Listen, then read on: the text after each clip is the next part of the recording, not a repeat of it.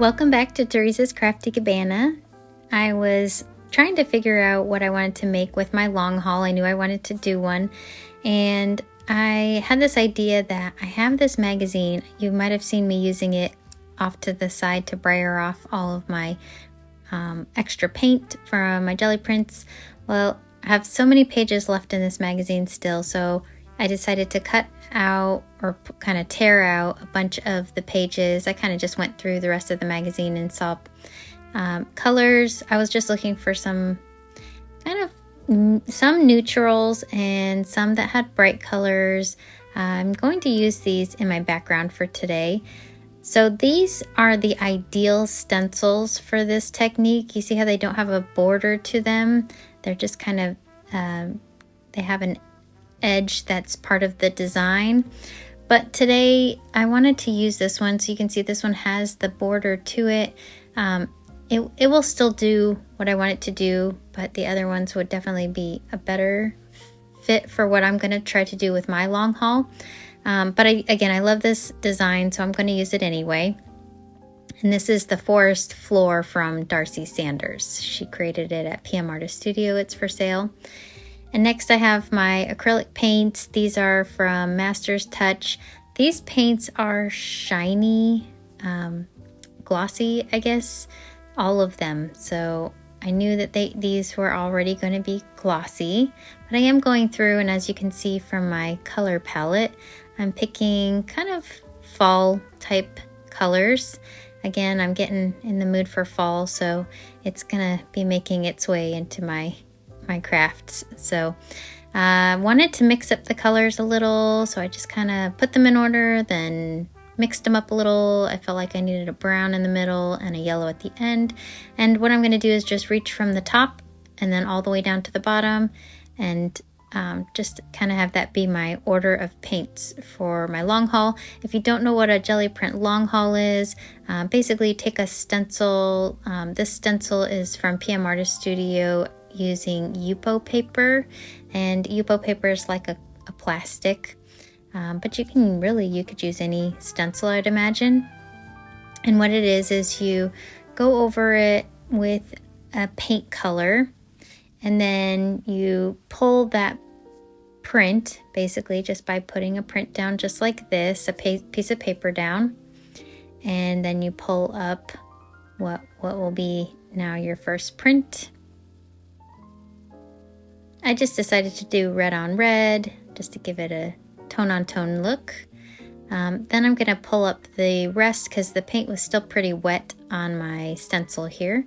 So I'm just putting down another piece of paper. Now the nice thing about using the magazine paper is that I have plenty of it. I don't feel like I'm wasting it, and this paper's fairly thin and it is glossy, but I feel like I can do a lot with these, and I don't feel like I'm wasting any paper. So what my idea is after every pull, normally with a regular long haul, you just leave the stencil as is, and you just keep adding your colors over the top. For each time that I finish pulling my color away, I'm going to lift my stencil just as I had done, and I'm going to shift it kind of off to like up and over or down and over. I'm basically just shifting it each time, and I'm trying to get more of the color from in the final print. I just want more of that color kind of showing through, and I'm hoping that this will do it. So I just put some brown over that first print that I had done. The second print was like a second generation, so I'm just building up the color on that one. So again, I'm just lifting up my stencil. I'm not being too particular. I'm just kind of making sure it's off to the side or not exactly as it was on the print before. So the reason why this particular type of stencil isn't as ideal, because you can see I'm working on a corner over here, and that corner is kind of working its way off of the gel plate. If I had one of those other designs, it wouldn't really matter. It would just be color on the other side. So I'll fix that in a little bit, and I'll show you how. I'm just going to keep going here. So I do a first generation, and then on some of my prints I'll take the second generation and just keep pulling away at it. I keep moving it down and over.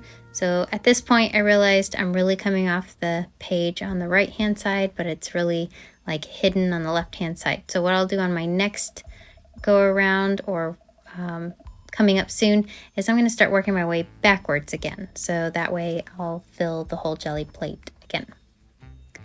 And just keeping in mind what the colors of the background in these magazine pages are. I didn't use this bright blue one because I was going for more neutral tones, and so you can see there that kind of blends in a little. I liked the ones with the text. Also, this one looked really cool with it was like a yellow blue painting, and I thought that color scheme looked really nice. And you can see how different these look just by the different designs in the background with the magazine paper. So here I'm making my way back the other way.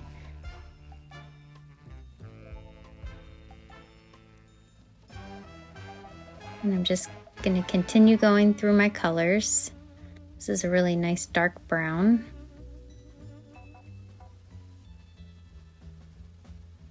So with the long haul, the idea with pulling all these prints is so that you can create collages and things like that.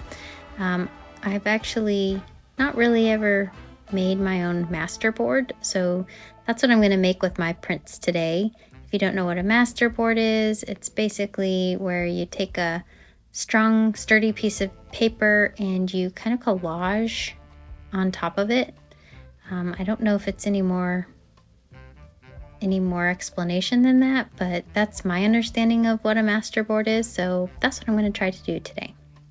It'll be my first try at it, so I definitely need your help figuring out what to do with my masterboard, what to turn it into. So I know you could do artist trading cards. I know you can do tags.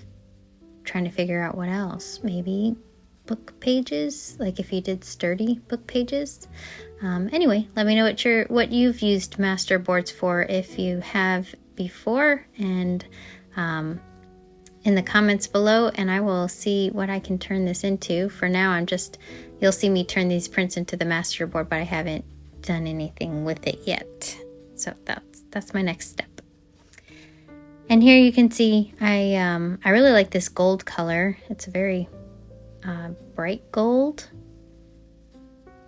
and it does make a nice shine on these magazine pages.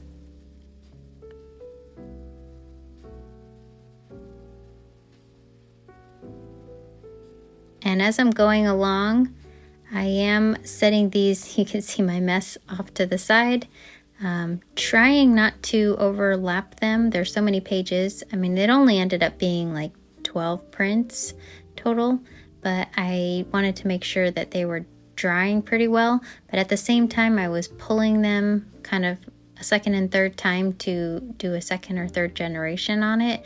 So I kind of kept them close by, then I would see what colors it needed and just build up the colors on the page.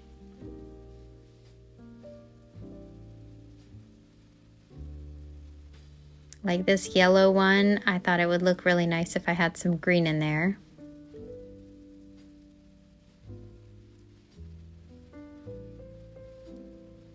And it makes it look a little more developed, a little more finished.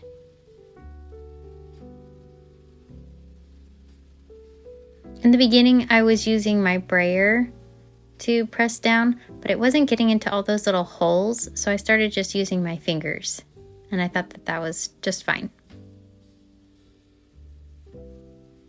I like that gold so much, I'm going in with another round of it, and I knew for this one I wanted to use it on several of the prints.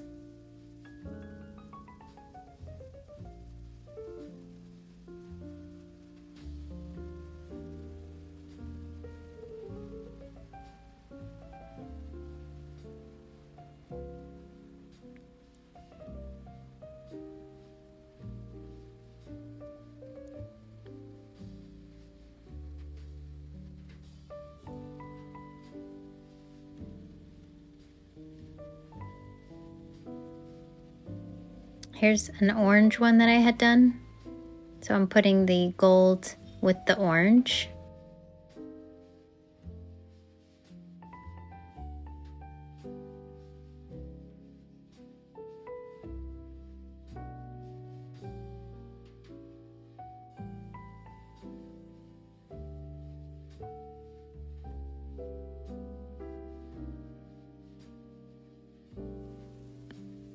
I love this background.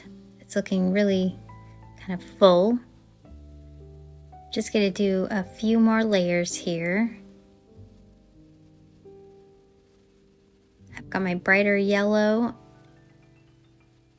Now I'm not waiting for all of my colors to dry as I'm going. I'm moving along pretty quickly. And so some of my lighter colors kind of blend into the colors that I used prior. So I'm okay with that because I wanted to have any range of browns and greens and yellows and reds and oranges. So, and that's what I was getting while I was mixing these colors.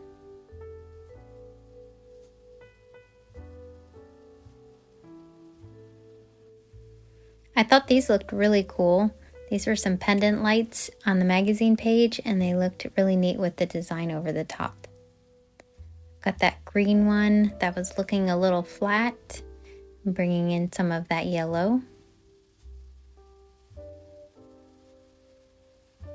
And that just makes it look so much more interesting.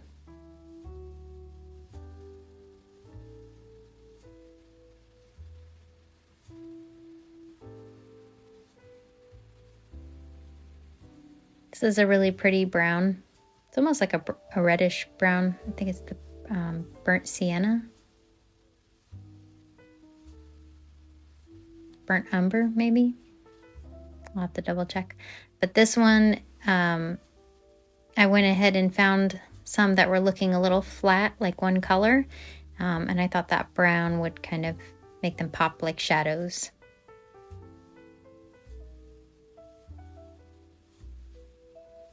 So I'm going to let this dry completely, and then I'm going in with a neutral gray color.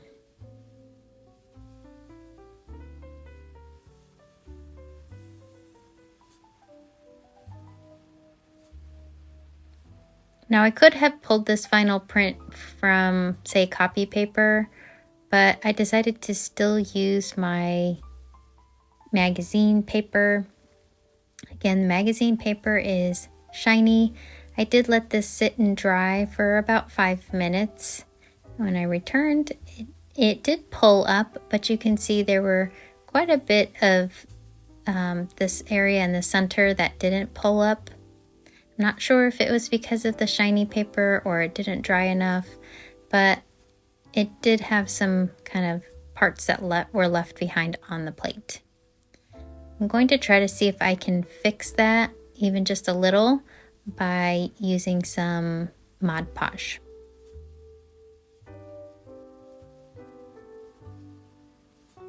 I'm using the matte Mod Podge.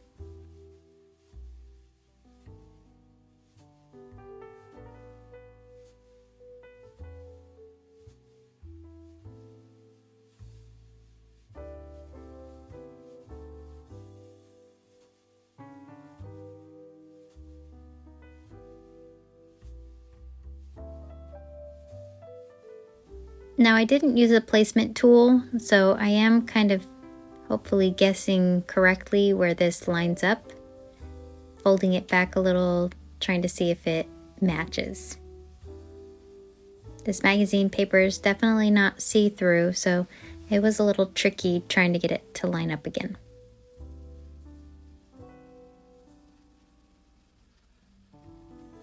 You can see from the gel plate, mostly all of it came up.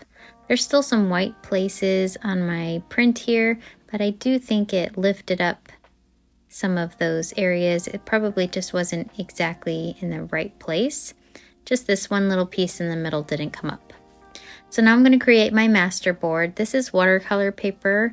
I got this at Dollar Tree and it's in the, I guess, the $3 section, $3 to $5 section. This watercolor paper is very, very sturdy. I mean, I was very shocked how thick this paper was for $3. And you get 24 pages on top of it. So definitely a bargain for this paper.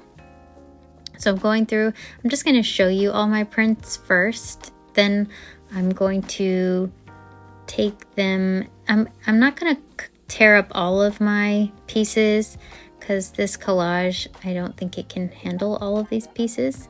So I'm just picking out my favorite ones, and I want to kind of pull from a variety of the different colors. So like a red, a gold, a green, an orange, and a yellow, and a brown.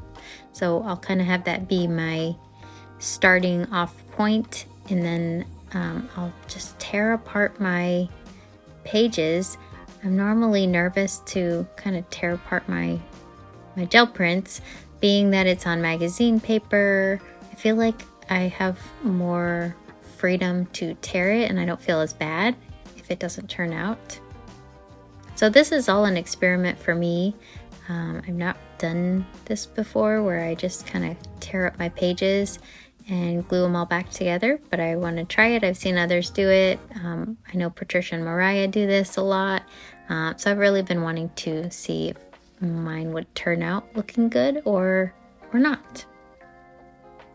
No rhyme or reason here. Again, maybe tearing apart areas of the paper that catch my eye, either by color or by the edge. So I knew I had to fill all my edges of the masterboard. So I am keeping some edge pieces that I know I'll use along there. Some of my pieces are going to be large and some will be smaller to fill in the gaps. So I can always trim them up as I get to working. But I'm just kind of creating a base layer of just all of these different prints.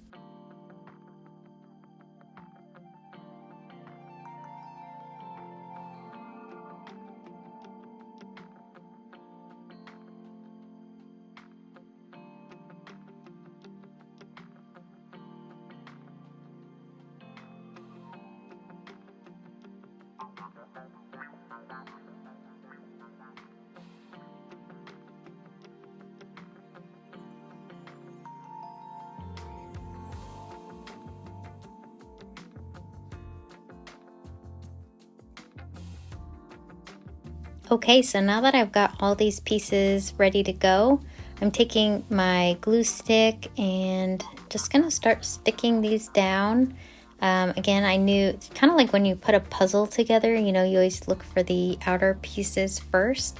So I'm trying to figure out from the pieces I kind of picked apart here, which ones would go well on the edges and then which ones kind of maybe look more like they should go in the center. So yeah, just gonna try this out and see if this looks good. Let me know if you have any tips on how you put together a masterboard. Is it just kind of go with it and let it kind of create itself like this, or is there more of a thought process that goes into it? I really don't know.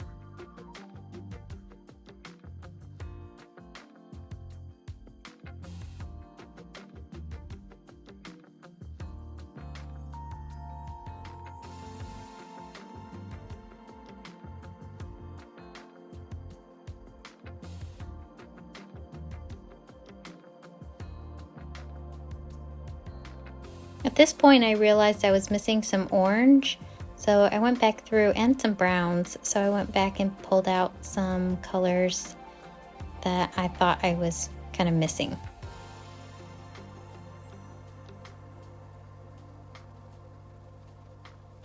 I still have enough of the board left that I know I can go in with these other colors.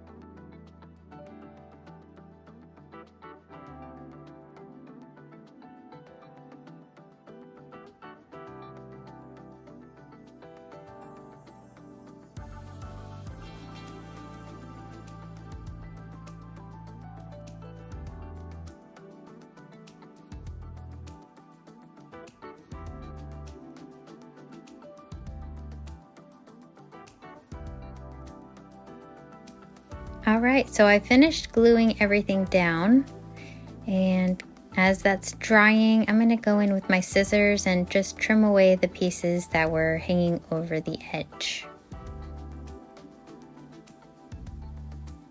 So this is what I have so far. I do think it looks really cool, and I wanted to add to it just with mixed media type things. So I have some stamps here, background stamps, and some stencils from Tim Holtz. So I'll start with the stamp here. This one has a really neat design to it. So I do want to add kind of this more cohesive type look. I don't want the entire stamped image like a brick on here, so I just inked up a little bit of it, and I'm not putting it on a block. You can see I just want some of it to transfer over, but it doesn't have to be all of it.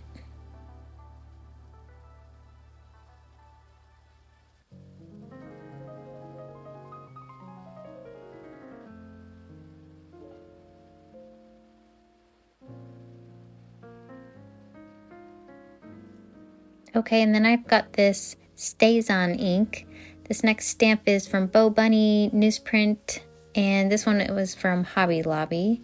I think they still sell this one, unless they're out of stock.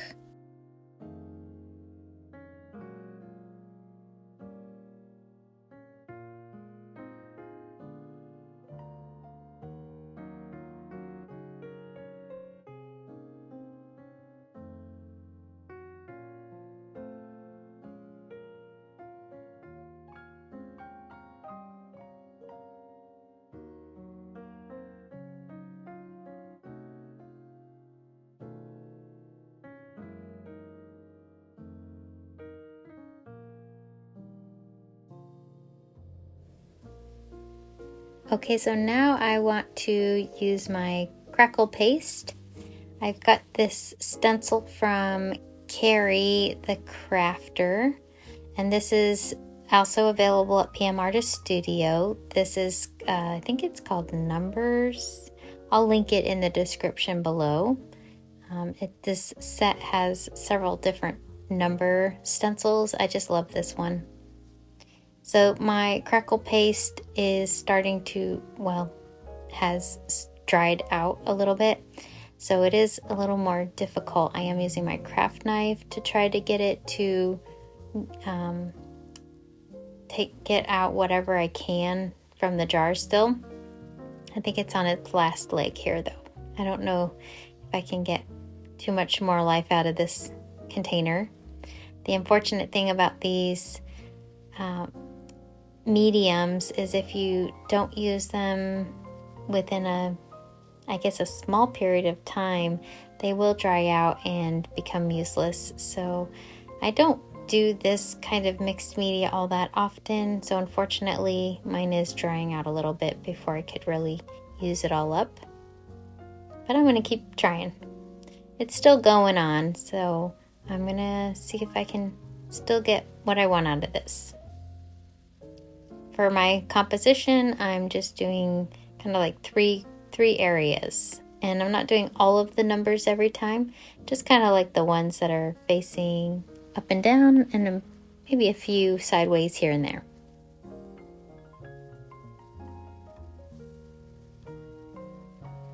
Now I have this stencil from Tim Holtz, and this one I'm going to use the texture paste. This is the black opaque.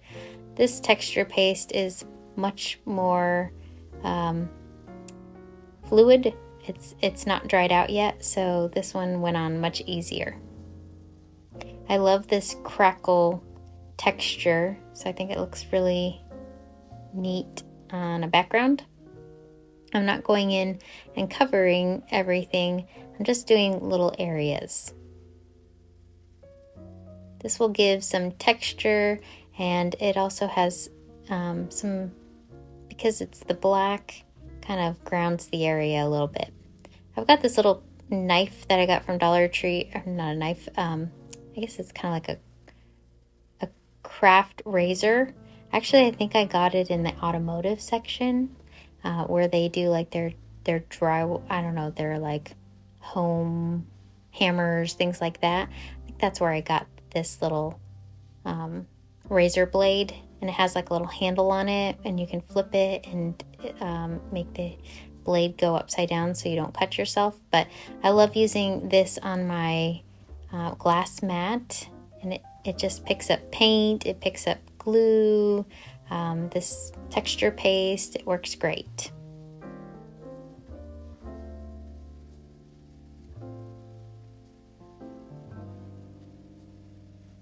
So I waited for that to dry. The black was really stark black. Kind of wanted to tone it down a little bit, so I'm going in with my oxide spray stain, and this is the Hickory Smoke. Now this is the opaque black medium is a Tim Holtz product, so it is it's going to work with all of his products, so it'll work great with this oxide ink.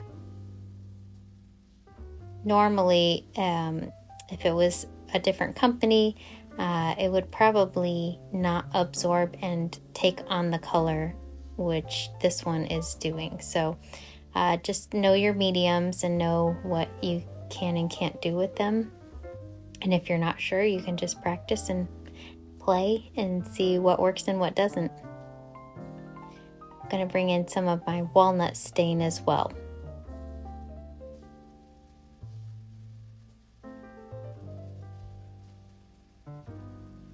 I am bringing my little spritzer that just has water in it, kind of working behind each time I spray the color. And that's to help spread the color around. I just took a paper towel and dabbed up what was left. I didn't want to ruin the background, all of those gel prints that I had put down. So I was mostly trying to get color on the black areas where the crackle, or where the paste was. So the Crackle medium, it isn't really crackling because I don't have anything over the top of it really. A little bit of those sprays got on there, but I'm going to try using another Tim Holtz product. This is Distress Paint, and it has this little dauber at the top.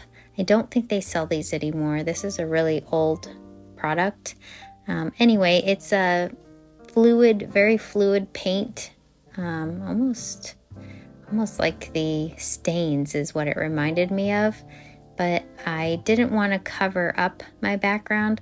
I just wanted to go over those mediums that had the Crackle paste, the numbers, just to see if they would kind of come out of the background a little bit more, because I felt like they were getting a little bit lost.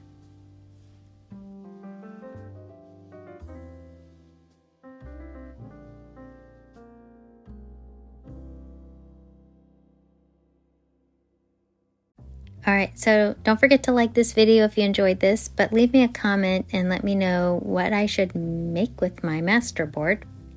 I'm thinking maybe tags or artist trading cards, but that's all I can think of. So if you have another idea of what to use masterboards for, please let me know. I don't know if I could use this for a card because it's so thick, but is that something you could do with a masterboard, make a card? Because I mean, I guess it would be pretty cool.